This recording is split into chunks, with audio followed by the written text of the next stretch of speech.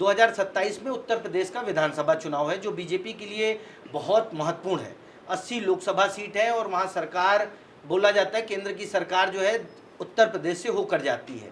वहाँ दो तीन मुद्दे बहुत गंभीरता से, एक पीडीए का मुद्दा है, दूसरा राम मंदिर का मुद्दा है। इन दोनों मुद्दों पर अलग तरीके का नैरेटिव विपक्षी दल बना रहे हैं।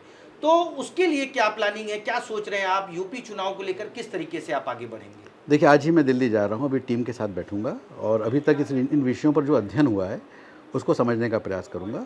और इनके अलावा भी ऐसे बहुत सारे मुद्दे हैं जिसका भी हमको अध्ययन करना होगा और उसके अनुरूप रणनीतियाँ हम लोग तैयार करेंगे और समय आने पर वो सामने आएगी आप लोग के। अभी आप छत्तीसगढ़ के लिए कैंपेन बनाते थे, छत्तीसगढ़ में पले बढ़े, आपके पारिवारिक पृष्ठभूमि भी राजनीतिक है, संघ परिवार से जुड़े रहे, तमाम चीज़ें रही हैं। तो देश में जो अलग अलग राज्यों के माहौल है, क्योंकि पंजाब का अलग माहौल देखने को मिलता है, हिमाचल का अलग है, गुजरात का अलग है, उत्तर प्रदेश का अलग है, उसके हिसाब से आप क्या सोचते हैं, किस तरीके से रहेगा? देखिए, मैंने कहा कि हर राज्य की तासीर अलग होती है। अगर कॉमन विषय भी हैं तो उसका प्रस्तुतिकरण अलग अलग तरीके से हो तो बेहतर तरीके से वो संवाद का माध्यम बनता है। तो पहली बात तो ये रहेगी, जो कॉमन विषय हैं उसको राज्यों के तासीर के अनुरूप वैसा कंटेंट बनवाने का प्रयास होगा ताकि और गहराई तक वो विषय जा सके और उस राज्य स्पेसिफिक जो विषय रहेंगे उनका भी अध्ययन करके उसका ऐसा कंटेंट बनाए जो लोग उसको पढ़ें। मेरी हमेशा से ये कहना है कि कंटेंट डालना महत्वपूर्ण नहीं है, लोग कंटेंट को पढ़ें, ये आवश्यक है।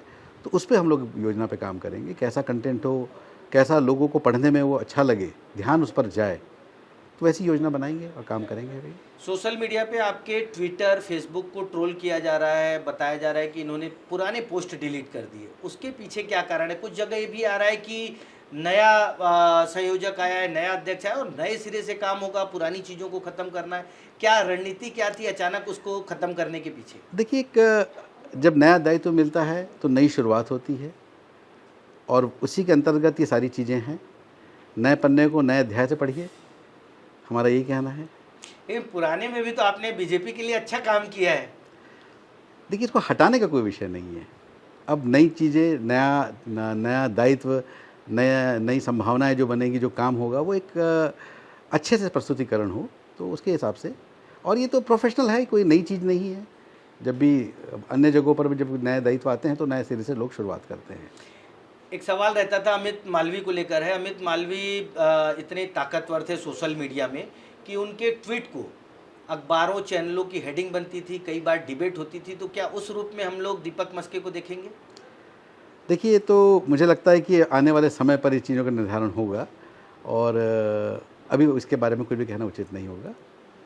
बहुत बच के आप जवाब दे रहे हैं क्योंकि अभी नई नई जिम्मेदारी मिली है। छत्तीसगढ़ के लिए बहुत बड़ी बात है, आपने छत्तीसगढ़ में काम किया, अब देश के लिए काम करेंगे। मेरा सवाल बहुत शॉर्ट में ये रहेगा कि दीपक मस्के अब केंद्र जो है छत्तीसगढ़ से ही रहेगा या दिल्ली शिफ्ट हो जाएगा? दूसरा, दिल्ली शिफ्ट होगा तो क्या छत्तीसगढ़ के जो आपके साथ पुरानी टीम के लोग जो काम किए हैं उनको भी आप उनमें से कुछ चुनिंदा लोगों को लेकर जाएंगे जो नई टीम बनाएंगे? क्या रहेगी रणनीति? एक बार वहाँ दिल्ली पहुँच के वहाँ का एक बार हमारी चर्चाएं हो जाए सारी बातों, फिर जब नई टीम और लोगों को जोड़ने का बात होगा तो मुझे लगता है कि कुछ लोग को जोड़ने का मैं प्रयास करूँगा।